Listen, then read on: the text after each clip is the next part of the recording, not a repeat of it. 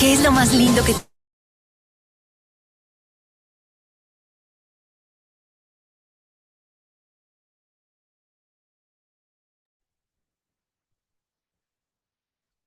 Bueno, muy buenos días para todos. Muchísimas gracias por estar acá con nosotros en esta mañana. Quiero presentarme. Mi nombre es Olga Lucía Pérez, directora de Cooperación y Convenios de ProColombia. Darle un saludo muy especial y un agradecimiento pues al equipo de Swiss Import Promotion Program SIPO, que ha sido pues desde hace tantos años nuestro aliado en cabeza de María Amalia Vázquez, a quien pues siempre agradezco todo ese apoyo que nos han brindado. Darle también un saludo muy especial a mi querida Laura Durana de Acotur, con quienes pues estamos trabajando en esta ocasión, esta alianza para llevar a cabo esta importante sesión. Y darle un saludo a todas las personas que están conectadas. Quisiera pues invitarlos a que aprovechemos muchísimo este espacio. Vamos a estar hoy en la compañía de nuestra experta Sandra Abreu, a quien también tengo el honor y el gusto de conocer hace ya varios años y pues agradecerle muchísimo por haber aceptado pues esta invitación a compartir pues todos estos importantes mensajes que nos va a dejar su conocimiento y pues de verdad invitarlos y espero que esta sea una sesión muy fructífera y pues que aprovechemos estos momentos de esta capacitación y bueno, agradecerles nuevamente, darles la bienvenida y pues adelante con este saludo quisiera dar inicio entonces a la sesión. Muchas gracias.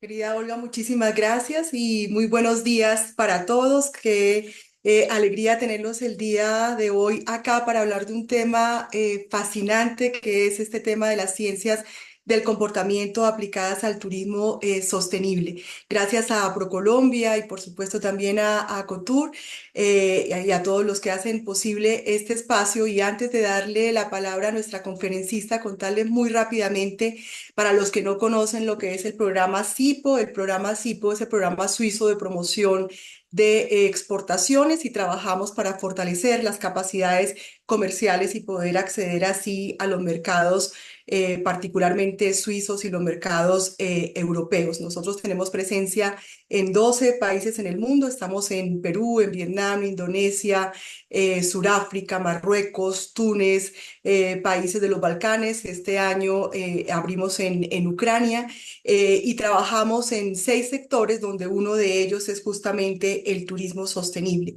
El turismo sostenible ha sido priorizado para SIPO en Colombia y por eso hemos trabajado en varios frentes, uno de ellos el fortalecimiento institucional de las que llamamos BSOs a través de ejercicios de planeación estratégica, a través de capacitar a todo el staff de ProColombia y de Acotur en los criterios del Consejo Global de Turismo Sostenible, a través de presencia efectiva en ferias internacionales como FITUR, ITB, WTM, entre otras, a través de misiones exploratorias y misiones de aprendizajes como la que hicimos a Costa Rica, ese referente de turismo sostenible, y a través de estudios de mercado que podremos compartir con ustedes a lo largo de esta charla.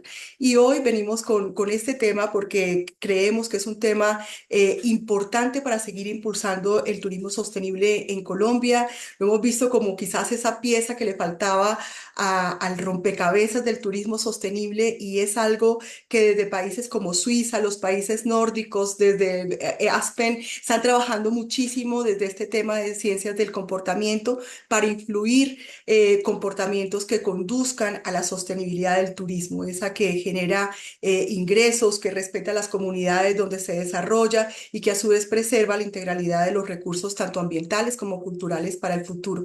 Así que me alegra muchísimo el día de hoy estar con ustedes y darle la bienvenida a nuestra conferencista Sandra Abreu. Sandra, que muchos de ustedes quizás la conocen y casi que no necesita presentación, pero que ha sido también una artesana del turismo sostenible en Colombia y que nos trae temas muy innovadores. Yo venía aproximándome a los temas de ciencia del comportamiento y este enfoque conductual más desde el tema de política pública y Sandra me hizo ver todo lo que estaban haciendo en turismo sostenible y realmente es un tema fascinante, disruptivo, donde hay unas experiencias, unos ejemplos y unos resultados que si los ponemos en práctica seguro podemos seguir moldeando este futuro del turismo para Colombia. Entonces, sin más, le quiero dar la bienvenida a Sandra Abreu, no sin antes agradecerle por compartirnos y de qué manera, porque ya tuvimos un taller con ProColombia y Acotur de manera muy didáctica y acercarnos a este tema tan fascinante. Contarte que ya compré el libro que me recomendaste,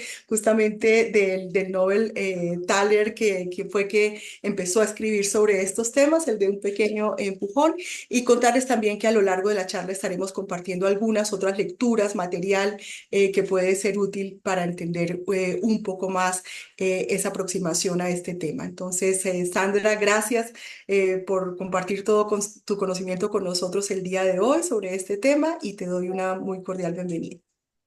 Muchísimas gracias, María Amalia. Y ahora, después de todas estas pruebas, ya no me veo, ¿cierto?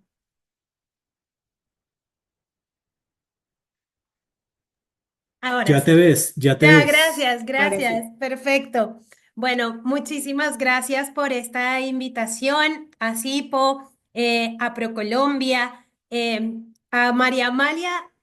Sí, a través de Sipo, pero a María Amalia por estas conversaciones que tuvimos y por estos agradables encuentros de buscar opciones para entender por qué y qué debemos hacer de manera tal que todos nuestros esfuerzos, todo lo que venimos trabajando para que el turismo realmente sea sostenible, pues siga avanzando y podamos cumplir con nuestros objetivos. Alguien dice que Sandrita, no se ve. perdona, no te ves. No me veo, No.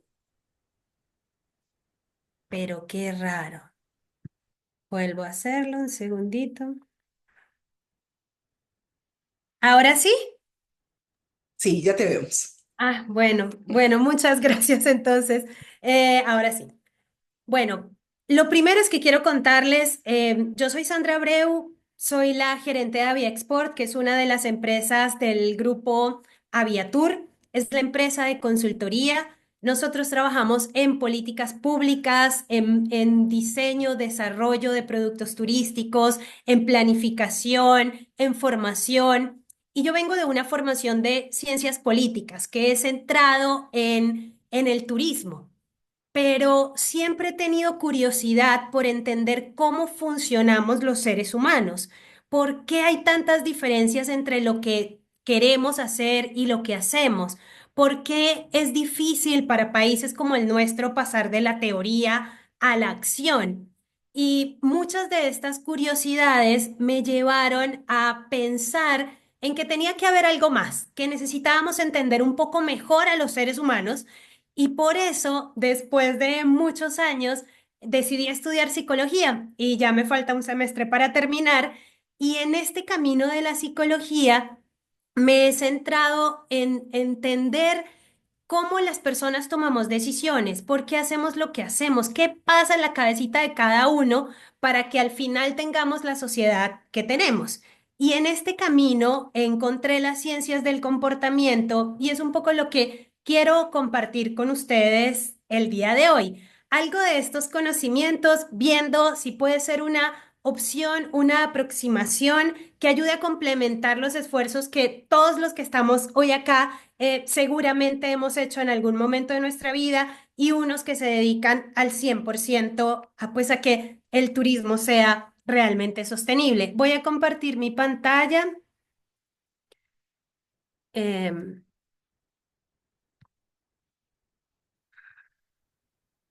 Estamos, ¿cierto? Sí, La pongo en grande. Perfecto. Entonces, lo primero que quisiera que hiciéramos es que viéramos esta imagen. Y en esta imagen me gustaría que vieran sobre todo el cuadro donde está la A y el cuadro donde está la B. Que reflexionáramos un poquito y a primera impresión pensemos, ¿esto es de qué color? ¿Son colores diferentes? La A normalmente se ve más oscura, el cuadradito es negro, y la B más blanco. Pero ¿qué pasa si hacemos un ajuste? Y el ajuste es este, mover el entorno en el que está ahí la A y la B. ¿Y qué sucede? Que la A y la B se vuelven del mismo color. Pero, ¿por qué pasa esto? Esto se conoce como la ilusión de la sombra del tablero y miren que ahí les voy a poner realmente que los colores son los mismos y lo que termina sucediendo, esto podría ser una pura curiosidad, si no fuera porque es la forma y refleja la manera en que está estructurada nuestra mente y cómo nosotros observamos en relación al contexto que nos rodea. ¿Qué es lo que sucede en esta imagen? Y es que no percibimos los colores o la luminosidad de una manera aislada, sino que lo hacemos en relación al entorno. Entonces aquí tenemos un tubito verde que le hace sombra a la B. Y nuestro cerebro entiende que si hay sombra, se ve más oscuro. Así que automáticamente corrige y nos hace ver pues como la B de una manera diferente. Esto lo podemos ver en el siguiente ejemplo también. Si se dan cuenta, aquí hay dos líneas de una longitud similar, ¿cierto? Pero, ¿qué pasa si yo cambio el contexto? La mayoría de las personas van a ver acá que la línea de arriba es un poco más larga. ¿Por qué? Porque frente al mismo estímulo, si algo cambia en el contexto, yo lo veo de manera diferente? Y esto es porque definitivamente el contexto puede definir cómo vemos el mundo y cómo actuamos en él. Vamos a hablar aquí un poquito de cosas que todos sabemos, de la sostenibilidad y del turismo. Vamos a hablar un poco de ciencia y vamos a dar algunos ejemplos que nos permitan acercarnos a entender esto, cómo el contexto puede definir cómo vemos el mundo, cómo actuamos en él y cómo podemos intervenirlo para garantizar que los comportamientos responsables y la sostenibilidad sea la opción fácil, irresistible, predeterminada, que haga que realmente avancemos, sigamos avanzando en este camino por la sostenibilidad turística. Cosas que todos sabemos aquí. Sabemos que si no cuidamos el planeta, acabamos con el turismo. Eso está muy claro, ¿cierto? Y que cuidar el planeta significa que cuidemos la naturaleza. Esta es mi gráfica favorita de los objetivos del milenio, cuidemos la naturaleza, el entorno en el que estamos, cuidemos a los otros, cuidemos de nosotros mismos y solo así pues lograremos el desarrollo económico. También nosotros sabemos aquí que para que tengamos una experiencia enriquecedora, es claro que debe haber un equilibrio entre un medio ambiente protegido, una comunidad anfitriona valorada y una economía sana. Es la única forma que garantizamos que haya una gestión sostenible del turismo y por ende una experiencia enriquecedora para los visitantes, para los destinos y para las comunidades.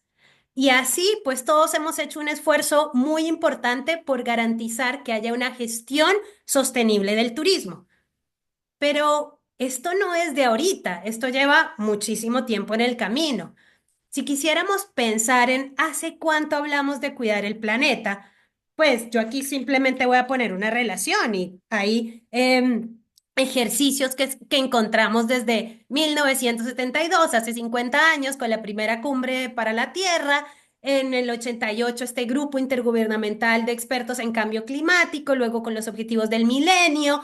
En el 2015 pues ya nos fuimos a ver que no estábamos cumpliendo con los objetivos que nos habíamos propuestos. Le dimos un chancecito más para ir hasta el 2030, pero en medio de todo esto ya llevamos más de 50 años hablando de cuidar el planeta. ¿Y qué ha pasado? Aquí en un informe de Sustentur de México ponían algunas cifras que son muy interesantes y vemos cosas que todos sabemos. Los humedales, el 85% los hemos perdido. Si seguimos así, en el 2050, el 90% de los arrecifes los habremos perdido. Una de cada cinco especies está en peligro de extinción. Y en Colombia, pues nos damos cuenta que tenemos muchas de nuestras especies en peligro aquí en esta imagen, dos de ellas. Y pues claro, en 50 años hemos duplicado la población y pues hay muchas cosas que han sucedido, pero ¿qué ha pasado con los esfuerzos y cuál es el resultado que han tenido? Esto es en general en el cuidado del planeta. Pero ¿qué sucede? ¿Desde cuándo estamos hablando de sostenibilidad en el turismo? También, hace 50 años. Hace 50 años fue el Comité Ambiental Organizacional Mundial del Turismo. Hemos empezado ya, pues hay congresos específicos en los años 90 para definir qué es el turismo sostenible, el concepto que todos nosotros aquí hemos trabajado, entender que si bien hay que atender las necesidades de los turistas actuales y de los destinos, pues es necesario proteger y garantizar que los futuros visitantes y los residentes pues van a seguir disfrutando de lo que tenemos y ahora pues hablamos del concepto de regeneración y todo esto lo sabemos. La sostenibilidad era un reto, ahora es una obligación y esto para nosotros es claro. Si lo sabemos, pues como hemos venido entendiendo este proceso, hemos hecho muchos esfuerzos para lograrlo, para motivar a los demás, para garantizarlo. Y lo hemos hecho principalmente de tres maneras: con regulación, lo hemos hecho con incentivos, con persuasión y lo hemos hecho con información, con capacitación, mostrando y contándole a la gente para que tenga la información. Pero empiezo aquí a que veamos algunas cosas. En un metaanálisis que se hizo de más o menos 200 estudios, se identificó que solo el 1% de los cambios conductuales que se daban en el tema financiero, la forma en que la gente manejaba los recursos, se daba por la cantidad de información y por las capacitaciones que se entregaban, ¿sí? Entonces, ¿será que esto que estamos haciendo es realmente valioso? ¿Está funcionando?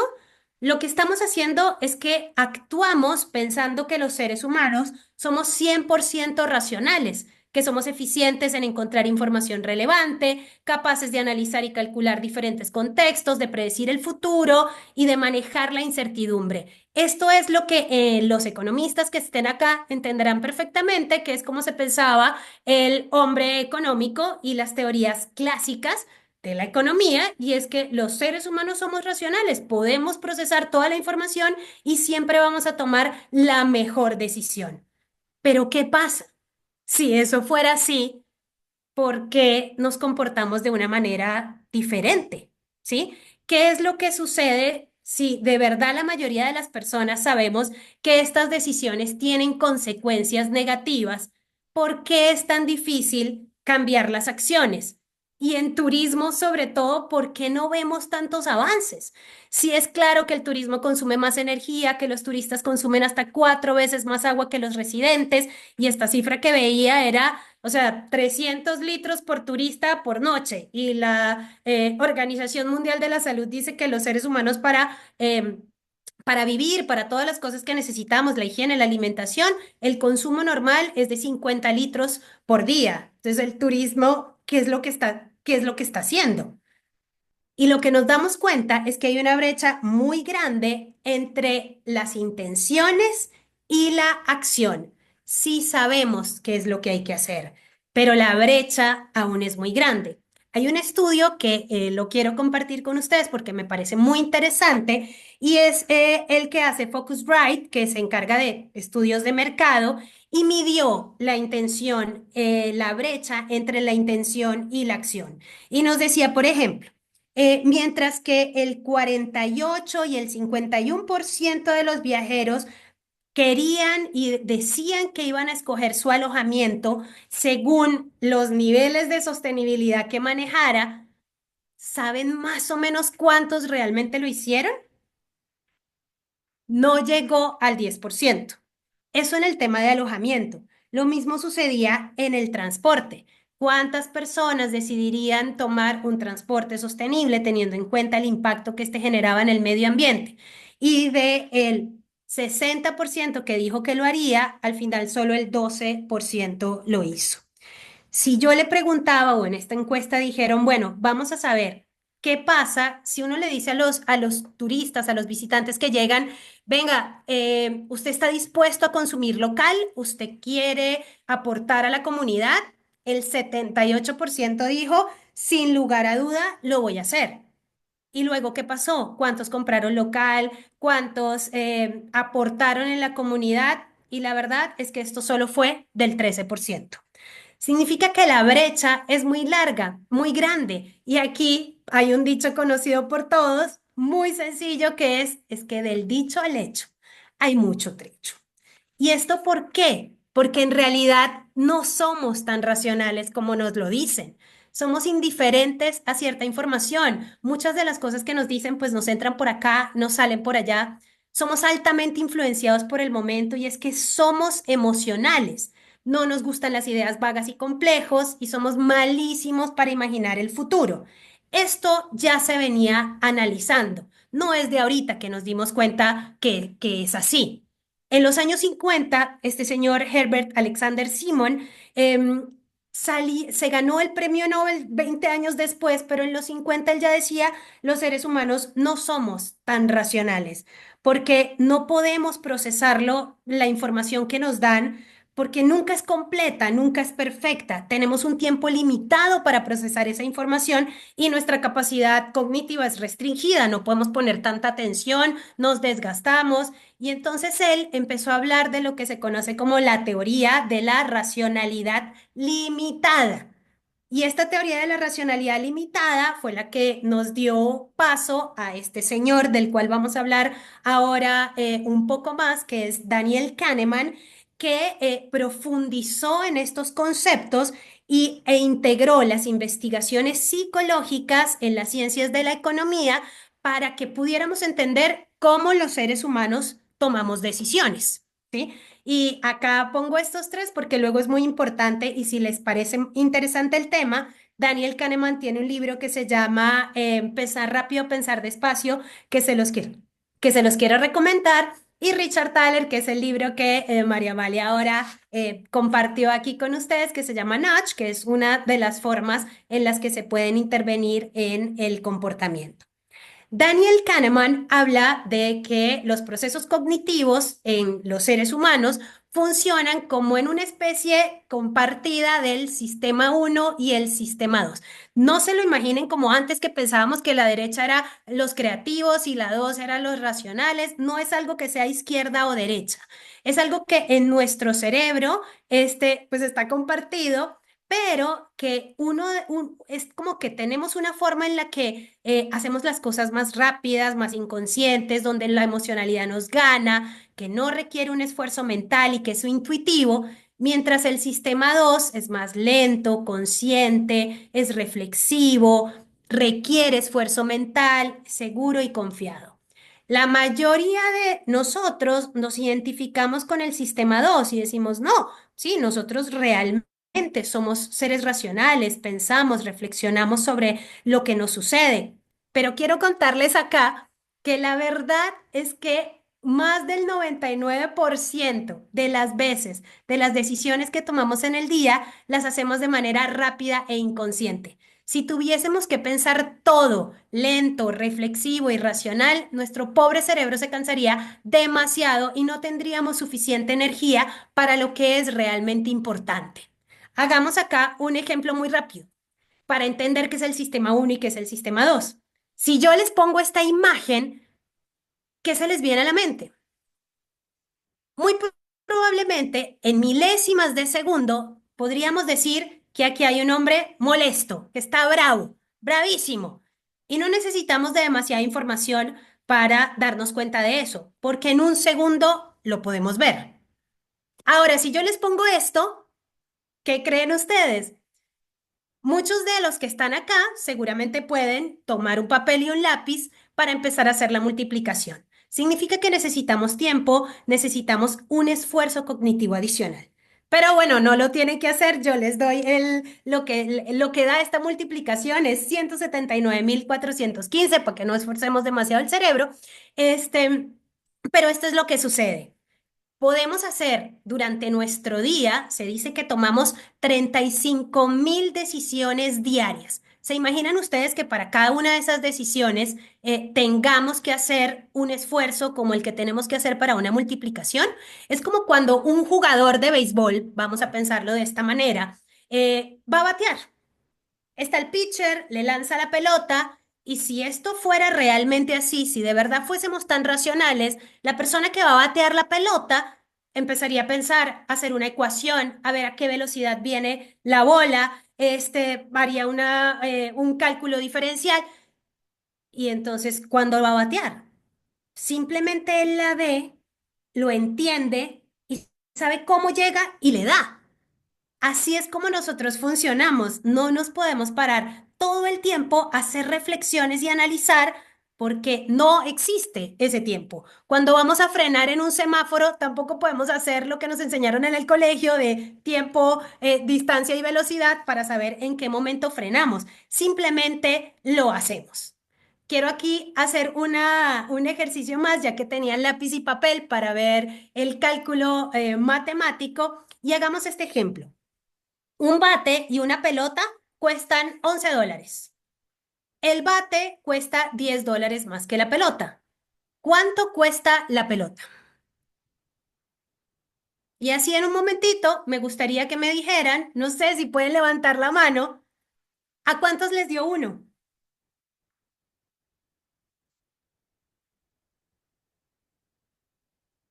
¿Y a cuánto les dio 0,5? Yo no puedo ver aquí las manitos, pero bueno, me imagino, y este ejemplo lo hago porque muchas de las personas decidimos que es uno, porque actuamos rápidamente, pero la respuesta correcta realmente es 0,5, porque si 0,5 cuesta la pelota y 10 el bate, entonces seríamos 0,50 más 10,50 del bate, tendríamos 11 la pelota y el bate. Pero si sucede, como muchos de nosotros seguramente lo hicimos, $1 el costo de la pelota más 11 el costo del bate, pues ahí ya nos salimos del precio. Esto es normal que suceda, porque cuando actuamos de manera rápida, nos desviamos del comportamiento racional, podemos cometer errores. Lo que pasa es que estos errores son sistemáticos y predecibles. Y entender que somos predecibles y que cometemos errores es la base de las ciencias del comportamiento. Las ciencias del comportamiento son entonces los avances que hoy nos traen otras disciplinas, como la neurociencia, la psicología, la economía, la sociología, la antropología, y todos esos avances, cómo los ponemos a favor de establecer un puente entre nuestras intenciones y nuestras acciones. Cómo construimos, cómo podemos entender y ser realistas sobre la forma en que las personas deciden y actúan con el fin de diseñar soluciones que permitan que funcionemos mejor y que tomemos las mejores decisiones posibles. Las ciencias del comportamiento se basan entonces en entender el ser humano cuando actúa de forma que no es racional, es decir, el 99% de las veces. Y esto suena paradójico, porque cuando uno le preguntan qué diferencia al ser humano de los animales, pues uno piensa en la racionalidad, ¿sí? Y hay un libro muy interesante que se llama El error de Descartes, no sé si lo conocen, de un neurocientífico famoso, que es Antonio Damasio, y precisamente, ¿cuál puede ser ese error de Descartes? ¿Qué decía Descartes? Descartes decía, pienso, luego existe. Pero el error es que somos realmente emocionales. Y si somos realmente emocionales y hay otras tantas cosas que influyen en el momento en que tomamos decisiones, pues ¿cómo podemos entenderlo para aprovecharlo y mejorar el entorno en el que vivimos? Es aquí donde entran las ciencias del comportamiento. Para estudiar este comportamiento humano, tanto individual como colectivo, mediante el uso de experimentación y observación, para intervenir el contexto y aportar al bienestar. Aquí lo que se hace es que se analizan factores como emociones, pensamientos, motivaciones, influencia social, efectos contextuales, hábitos, y todo esto se llama ciencia porque se hace a través del método científico. Es decir, se hace un diagnóstico, un diseño, intervención, medición, se busca la evidencia y se tienen datos. Hay dos conceptos muy importantes que debemos tratar en las ciencias del comportamiento. Uno son las heurísticas, que son estos atajos mentales que cuando no tenemos tiempo suficiente, nuestro cerebro utiliza, ya sea por la experiencia o por la evolución, para sobrevivir. Entonces, simplificamos la toma de decisiones para resolver problemas de manera rápida y eficiente, y la heurística actúa como una regla general que ayuda a procesar esta información, de manera tal que podamos actuar con rapidez en situaciones de incertidumbre. Lo que pasa es que estos atajos mentales no siempre nos garantizan una solución correcta. Cuando esto sucede, cuando no podemos llegar a una solución correcta, se habla de sesgos. Los sesgos son las tendencias a interpretar o a procesar la información de una manera que se desvía de la racionalidad. Son resultados que no deseados o son fallos que ocurren cuando los atajos mentales nos llevan a cometer errores, pero que ya vimos que pueden ser predecibles. Esto en ocasiones nos impide interpretar la información que recibimos y generamos juicios inexactos, no sabemos cómo tomar las decisiones y pues estamos muy involucrados en otras tantas cosas que nos llegan que pues puede que nuestras decisiones no sean las correctas. Esto se los voy a contar con ejemplos porque ya aquí paro un poco con la teoría para que podamos entender. Un atajo mental es este, por ejemplo, lo que se conoce como la heurística de la representatividad, que es la tendencia a evaluar la probabilidad de eventos inciertos basándonos en la similitud entre eventos o personas que a veces consideramos o que las tuvimos en el pasado y las traemos a nuestra vida, ya sea por evolución o por experiencia. Y voy a poner aquí un ejemplo que a lo mejor algunos de ustedes conocen. En los años 50, la orquesta de Boston estaba viendo que había una realidad y era que no entraban casi mujeres a la orquesta y se preguntaron por qué. Y cuando se preguntaron por qué, se dieron cuenta que lo que estaba sucediendo era que quienes juraban, quienes eran los jurados y quienes decidían quién entraba a la orquesta, veía en los hombres como que tenía ese, lo que llamamos estereotipo, que eran mejores músicos que las mujeres. Estos se dieron cuenta. ¿Y qué fue lo que hicieron para subsanarlo? Simplemente pusieron un telón frente al músico y los jurados ya no podían ver si era hombre o mujer. ¿Qué creen ustedes que pasó? ¿Cómo les fue entonces a las mujeres y cómo sería el aumento, la proporción de mujeres que entraron a la orquesta? Pues quiero contarles que no pasó nada. No pasó nada, siguió igual. ¿Y saben por qué siguió igual? Porque se oían los zapatos. Se oían los zapatos de cuando las mujeres entraban al escenario. Y como entraban al escenario los zapatos de alguna otra forma, los jurados, pues sin ser conscientes, tomaban decisiones basados en un juicio previo y estaban cometiendo errores. Adivinen entonces qué fue lo que hicieron. Y lo que hicieron fue que las próximas audiciones las hicieron sin zapatos, ¿sí? Al hacer estas audiciones sin zapatos, hubo un aumento del 50% de las mujeres que pasaron la primera prueba y que pasaron pues como a la siguiente fase de las audiciones. Y al final de este ejercicio, lo que terminó sucediendo es que 25% más de mujeres ingresaron a la orquesta en Boston. No es que sean malos los jurados, no es que querían actuar de manera contra el género de las mujeres, es que de alguna otra forma venimos con esto y qué bueno que el contexto nos pueda ayudar de una u otra manera a generar cambios que nos ayuden, que nos den un empujoncito para que si tenemos algún sesgo, para que si tenemos por evolución o por experiencia algo que nos puede llevar a juicios erróneos, pues podamos mejorarlo, ¿cierto? Hay otra que a mí me gusta mucho, que es la heurística de la disponibilidad, que es la tendencia a hacer juicios acerca de las probabilidades de que algo suceda o de que suceda un evento en el futuro, basándonos en la facilidad con la cual nos viene a la mente una instancia que lo representa. Y aquí les hago esta pregunta.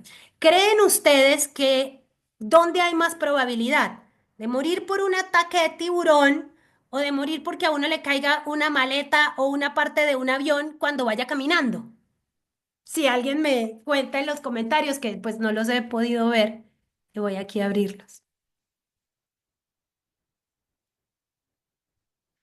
¿Qué creen ustedes? ¿Mayor probabilidad con el tiburón? ¿Mayor probabilidad? Bueno, aquí perfecto. Normalmente lo que sucede, exacto, es que muchas de las personas dicen es más fácil. Sí. La mayor probabilidad es que la gente muera porque lo ataca un tiburón. ¿Por qué sucede esto? Porque estamos más cercanos a la información de Hollywood, de la película de tiburón, de Shark Tank. Entonces tenemos como más cercano el hecho de que los tiburones son malos a que algo nos pueda caer del cielo mientras caminamos. Y sin embargo, la probabilidad de que alguien muera porque algo le cae de un avión es 30% mayor que si es un tiburón. La que es mayor que te mueras porque te cae algo del cielo a que te coma un tiburón. Sin embargo, tendemos a centrar nuestra información del mundo por aquello que nos es más cercano y por aquello que más hemos escuchado. Estas son las heurísticas, estos son los atajos mentales y aquellos errores que a los que llegamos o como nos volvemos también predecibles es cuando entramos al concepto de sesgos. Sesgos hay muchos, del statu quo, de la versión a la pérdida, de la atención, confirmación, de la sobrecarga cognitiva. Y les cuento, esto aquí es, por ejemplo, tenemos uno que se llama el sesgo de confirmación.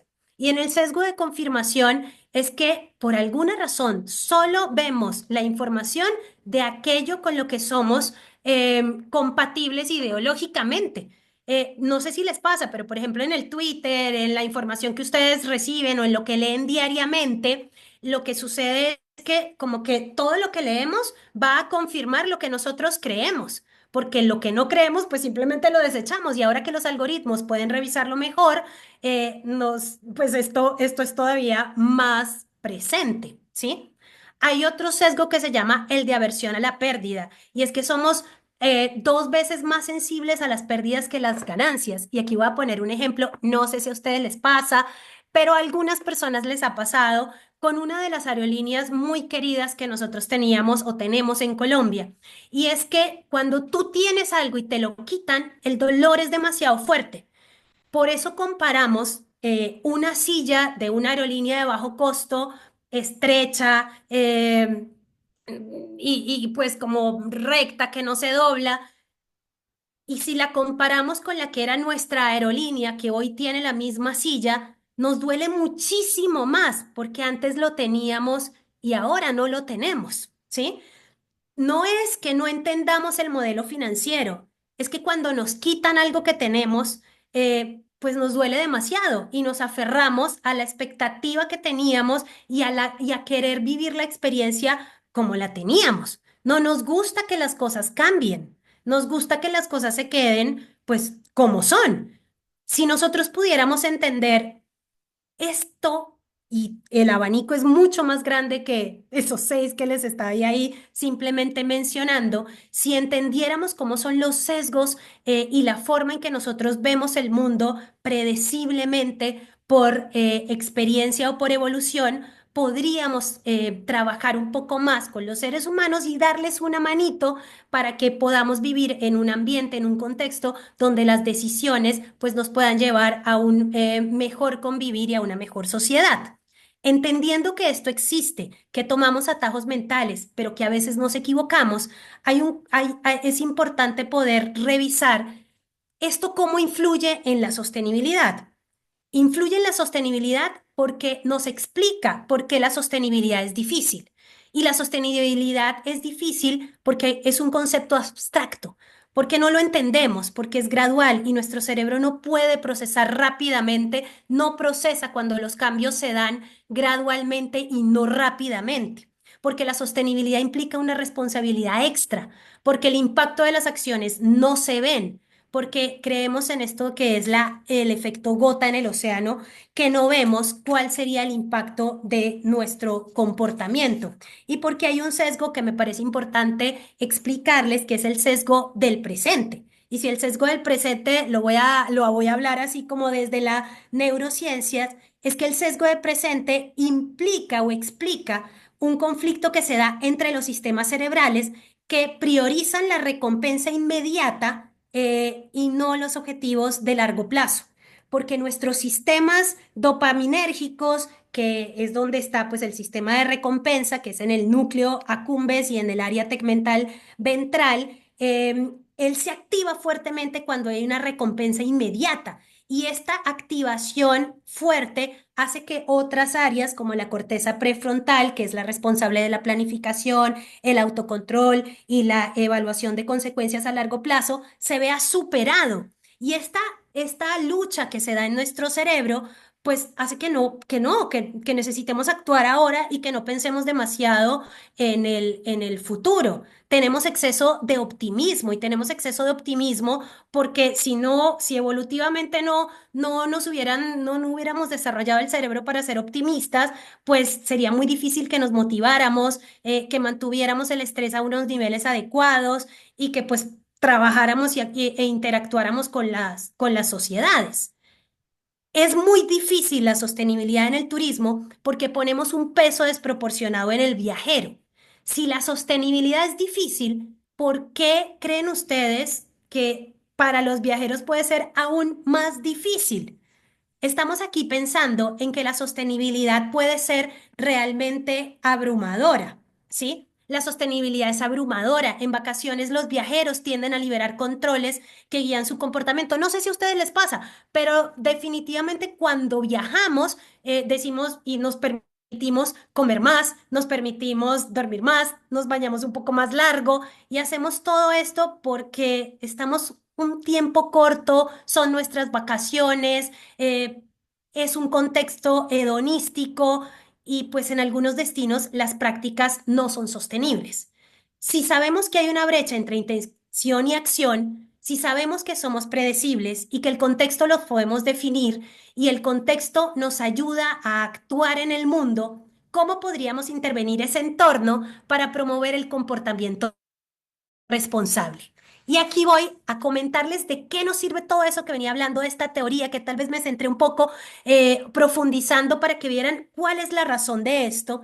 Y es que la sostenibilidad tiene que ser fácil, simple, predeterminada, atractiva, irresistible y debe poder generar recompensas que no sean monetarias.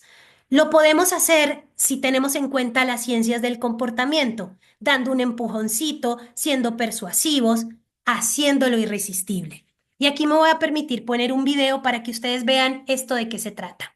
En este ejercicio se quería hacer que las personas subiesen, hicieran más ejercicio y utilizaran la escalera, no la mecánica como siempre sucedía.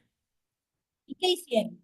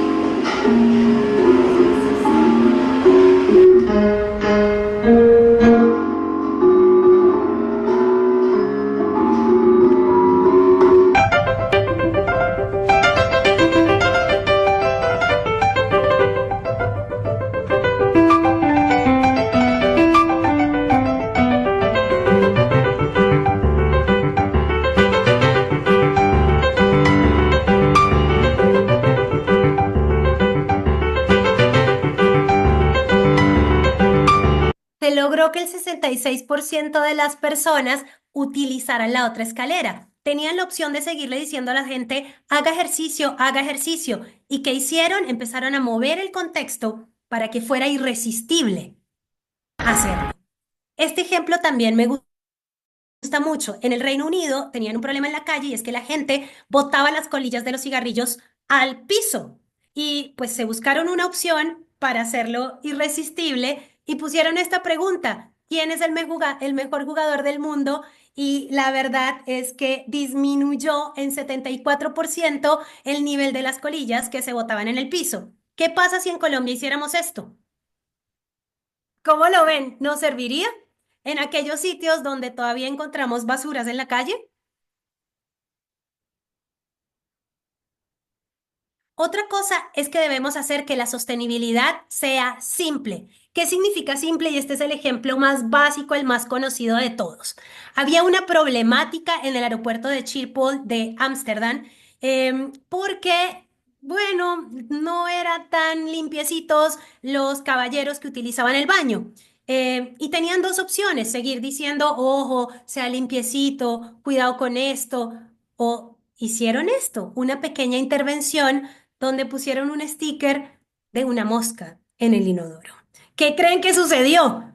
Había donde apuntar y esto logró que se disminuyera en un 80% lo que se generaba en ese baño por la suciedad antes de una simple intervención. Yo puedo seguir dando información o puedo hacer algo muy sencillo para cambiar el comportamiento. Otra cosa es que puedo hacerlo atractivo.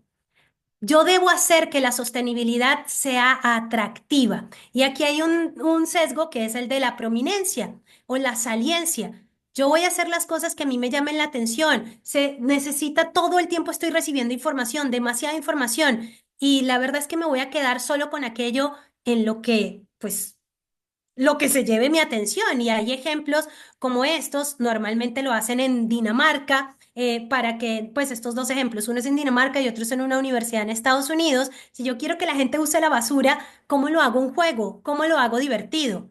Estos ejemplos también para que los carros vayan a menor velocidad, que ponen en 3D las cebras, ¿sí? Yo tengo que hacerlo fácil, tengo que hacerlo irresistible, tengo que hacerlo saliente y tengo que hacerlo fácil. Este ejemplo también me gusta mucho, se llama el tapete azul, es de una aerolínea en Brasil, no sé si lo han escuchado, pero tenían una problemática. La problemática es que los pilotos se estaban demorando, pues saben que los pilotos solo pueden estar por un tiempo, 8 horas de vuelo, y a las 8 horas hay que cambiarlo. Lo que estaba sucediendo es que se les estaba demorando demasiado, los vuelos en Brasil son muy largos y se cumplía la hora 8, tenían que cambiar los pilotos y esto pues logísticamente era muy difícil. ¿Qué hicieron? Analizar dónde estaba la problemática. Y la problemática estaba en que nosotros en América Latina y en Brasil en este caso nos demoramos mucho para abordar. ¿Por qué nos demoramos mucho para abordar? Porque nos dan un ticket que dice, usted tiene que ir el pasabordo, usted es del grupo F, J, K, L. ¿Y qué hacíamos nosotros? Nunca nos importa, no sabemos de qué grupo somos y nos vamos metiendo como podemos, ¿sí? Entonces, eso hacía que, y además nos vamos con un montón de paquetes y el abordaje se hacía interminable. ¿Qué hicieron los brasileros? Miren este ejemplo. Tem coisas que nós fazemos do mesmo jeito sempre. Está en portugués, pero Até que alguém pensa diferente e cria uma nova e melhor forma de fazer a mesma coisa. Tapete Azul, o jeito mais confortável e inovador de embarcar. Olá, clientes da Azul, prepare-se para embarque nunca visto antes, com muita tecnologia e inovação. O Tapete Azul funciona assim, são projetores externos na sala de embarque que indicam o momento certo que seu assento irá aparecer no tapete para embarcar, e essa experiência tecnológica vivenciada na sala de embarque é refletida dentro da aeronave, através de um embarque por ondas, com intervalo entre 2 a 3 fileiras. Então, a primeira etapa para o cliente se orientar é o cartão de embarque, o seu assento. Sabendo o seu assento, o segundo passo é olhar o projetor. O projetor vai mostrar exatamente qual é o momento que você vai embarcar. Uma vez entendido o meu assento e o momento que eu vou embarcar, é só se dirigir até o tapete e embarcar. E este processamento em ondas, de trás para frente e espaçado, não cria os gargalos, diminuindo aqueles problemas comuns de falta de espaço nos corredores, acomodação de bagagem de mão e o incômodo levanta, senta, levanta, até que todos se acomodem. O resultado disso, você não fica de pé nas filas. En portugués, pero espero que lo hayan entendido, es, hay una problemática, necesitamos que la gente embarque más rápido. ¿Y qué hicieron? Unos proyectores simplemente con las sillas para que las personas al momento de embarcar se pusieran de una vez en la silla que les correspondía. Y esto tiene como resultado que se hizo más rápido y pues que se pudieron cumplir con los tiempos. De hecho, el 30% disminuyó en un 30% el tiempo de embarque. Es importante que la sostenibilidad también sea social. Nosotros nos dejamos influenciar por lo que hacen los otros. Si vamos en una calle y a cada lado hay un restaurante, uno sin gente y otro con gente, ¿a cuál entramos? Normalmente entramos en el que hay gente porque decimos cómo será el otro y no necesariamente revisamos todas nuestras opciones, vemos el menú, los precios del chef. No, nos dejamos influenciar por lo que piensan los demás. Entonces, hacer como referencias a que tenemos lo que o que estamos ofreciendo, lo que los demás quieren, lo que es más popular, seguramente nos va a ayudar. Hay varios ejemplos aquí que son muy conocidos, que es de lo que se llama las normas sociales y esto del Laboratorio de Ciencias del Comportamiento de Confama que lo puso en estas gráficas. Les cuento un ejemplo muy claro para nosotros en los viajes. Se quiere trabajar en cómo hacemos que los turistas reutilicen las toallas. Un experimento generó grupos aleatorios y dio tres opciones. La primera, muchas que hacemos los hoteles, es que les decimos, por favor, reutilice la toalla, aquí estamos comprometidos con el medio ambiente y le damos un mensaje sobre las cosas que se deben hacer bien. Es decir, ponemos información, ¿cierto? Otro grupo, ¿qué fue lo que hizo? Se le dijo, el 75% de los huéspedes de este hotel suelen utilizar sus toallas más de una vez. O sea, le estamos contando lo que los otros también hacen. Y finalmente a otro grupo le dijeron, el 90% de los huéspedes de esta habitación suelen usar sus toallas más de una vez. ¿Qué creen que fue lo que pasó? Como lo dice en esta gráfica, cuando nos dijeron que el medio ambiente era importante, pues sí, el 35% lo hizo. Cuando nos dijeron que otros también lo hacían, el 46% se animó. Pero cuando nos dijeron que otros como yo en esa misma habitación lo había hecho, pues nos animamos muchísimo más. No somos sostenibles a veces porque no recibimos feedback. Y aquí hay un ejemplo que también es muy interesante de unos hoteles en Suiza. Hicieron un experimento con 6 hoteles donde si el problema es que no recibimos feedback, ¿cómo lo hacemos? Y en los hoteles también cogieron grupos aleatorios y a uno le dieron feedback. En las duchas había como un medidor y no solo te decía cuánta agua estás consumiendo, porque la verdad es que si te dicen eso, pues no tienes idea del resultado, no sabes eso qué significa. Y lo que pusieron fue que hicieron una imagen de un osito polar que a medida que tú te quedabas más tiempo en la ducha, el osito se le iba disminuyendo y disminuyendo su glacial y pues el osito podía morir, ¿sí? Entonces, tú mientras te ibas bañando ibas viendo qué era lo que estaba pasando y de alguna otra forma, al ver que tu acción estaba rompiendo, estaba siendo no sostenible, te lo estaban diciendo, pues hubo un compromiso mucho mayor, más o menos de 23% más en las personas que utilizaron menos agua. Es importante generar incentivos, pero no incentivos pagos. Hay que tener cuidado con esto. Este que estaba acá era el ejemplo de Dinamarca, que muy seguramente ustedes conocen, pero hay ejemplos que si no tenemos cuidado nos equivocamos. En Kiribati, que existe, generaron una política porque había problemáticas, estaban acabando con los corales por la pesca y ellos allá tienen dos sectores económicos fuertes, la pesca y los cocos. Y el Estado dijo, posiblemente la única forma que tenemos de hacer que la gente no pesque en estos momentos que necesitamos recuperar los arrecifes, lo que deberíamos hacer es promover que sigan sembrando cocos. Entonces vamos a pagar el coco mucho más caro y le subieron el precio al coco. ¿Qué creen ustedes que sucedió? ¿Se logró el objetivo? ¿La gente empezó a trabajar más con cocos y menos con peces? Pues imagínense que lo que sucedió es que como les estaban dando más dinero por los cocos, pues al final la gente siguió trabajando con la misma cantidad de cocos y teniendo mucho más tiempo libre para hacer lo que le gustaba, que era pescar. Y entonces, en vez de disminuirlo, lo que hicieron fue aumentarlo. Un tema más que quiero trabajar acá y para ya casi terminar es que las opciones sostenibles deben ser predeterminadas. El caso más común en ciencias del comportamiento para entender esto es el experimento que se hizo pensando y el análisis que se hizo entendiendo los países en los que la donación de órganos es mayor que en otros. Y se dieron cuenta que en Austria, Bélgica, Francia, Hungría, la mayoría de las personas, el 99%, dona órganos, pero en Dinamarca, Reino Unido y Alemania no. ¿Eso por qué? ¿Son unos mejores que otros? Pues no. La verdad es que tienen la opción predeterminada. Si tú quieres donar, o sea, si tú donas tus órganos en estos países, eso es ya de por sí, así es como sucede. Tú puedes decir que no. Lo que sucedía en Dinamarca, Holanda y Reino Unido es que lo predeterminado era que no donaras. Tú tenías que decir si querías o no. Y esto hizo una gran diferencia en las cifras. Entonces es importante que la sostenibilidad esté predeterminada. Y el ejemplo más lindo de esto es lo que nos sucede en los buffets. En los buffets nosotros cuando llegamos y en América Latina llegamos a un buffet y queremos comérnoslo todo. Tenemos lo que se llama el sesgo del ojo hambriento, no nos podemos perder nada de lo que hay en ese buffet. ¿Y qué hacemos? Llenamos y llenamos y llenamos el plato. Al llenar tanto el plato, hay un desperdicio de alimentos muy importante.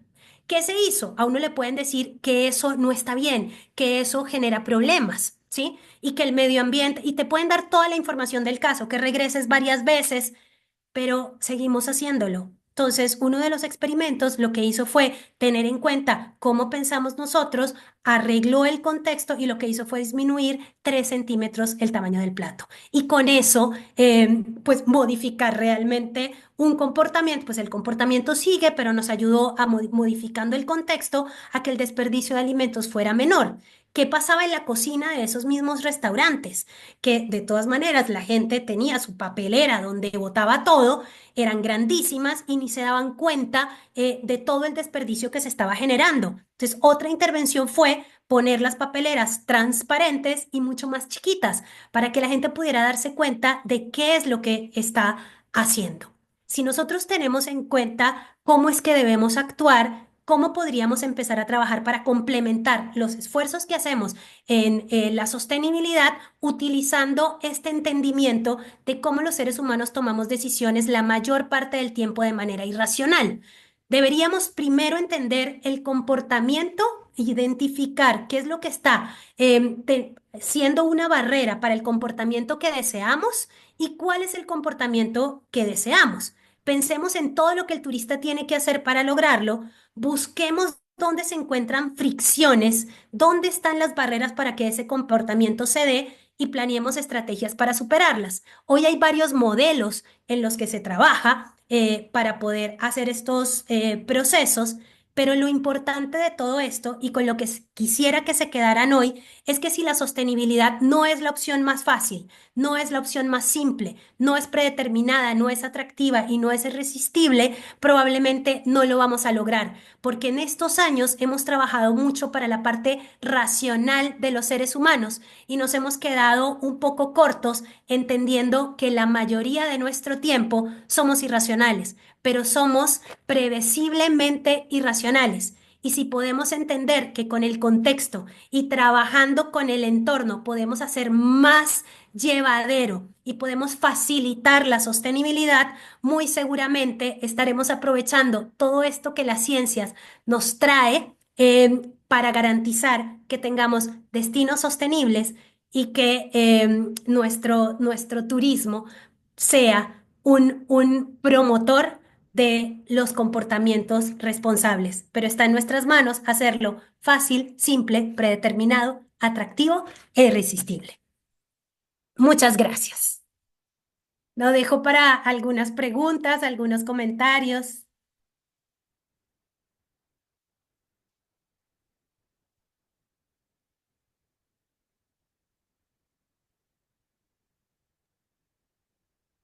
Querida Sandra, pues creo que también se nos agotó el tiempo, pero leo acá muy rápidamente en los comentarios, espectacular, muchas gracias, muy interesante, buenísima tu presentación, Sandra, maravilloso abordaje de la sostenibilidad y yo creo que con esto cumplimos nuestro objetivo de adentrarnos en estos temas, empezar a investigar.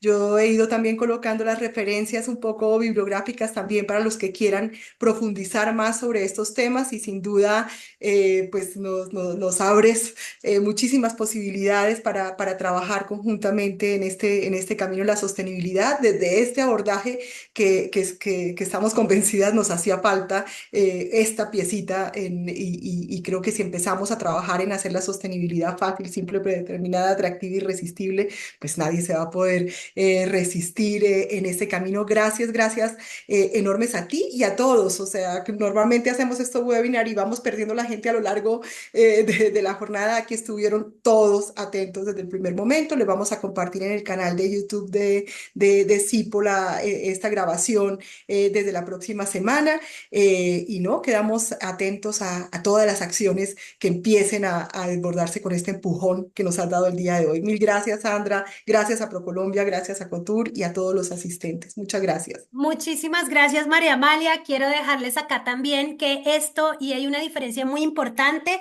y es que es realmente ciencia. Aquí todo se mide. Yo fui muy enfática al principio en contarles por qué sucedían las cosas como sucedían y por qué actuamos como actuamos, pero esto no es yo hago una acción y ya, sino que yo hago una acción, la mido, la evalúo, tengo evidencia y con base en eso sigo. Entonces, ojalá podamos dedicarnos un poco más a observar, un poco menos a las encuestas, porque cuando nosotros hacemos encuestas, la gente nos dice la percepción que ellos tienen sobre sus comportamientos y no realmente el comportamiento. Seguimos pensando que somos racionales, que tenemos toda esta capacidad para actuar y la verdad es que no. Y mientras más rápido podamos aceptar nuestra irracionalidad y nosotros podamos entender que eso es así y generemos los contextos para que esto suceda, muy seguramente podemos complementar todo el esfuerzo que sé que todas estas personas que están aquí han venido haciendo durante tantos años. Muchas Mil gracias, María gracias, Amalia, gracias por a la ti, Sandra. oportunidad. Así va a ser, sin duda. Nos quedamos con miles, miles de enseñanzas y seguro muchas pequeñas transformaciones que nos hagan ser más rentables, más sostenibles también a través de esos pequeños empujones. Mil gracias, Sandra, y gracias a todos. Hasta Gracias. luego. Feliz resto de día. Hasta luego.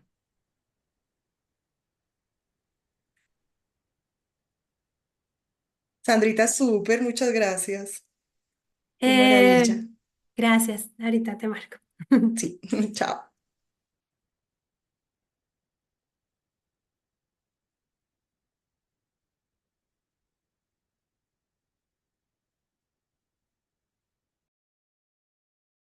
Colombia? ¿Cuál es su verdadera belleza?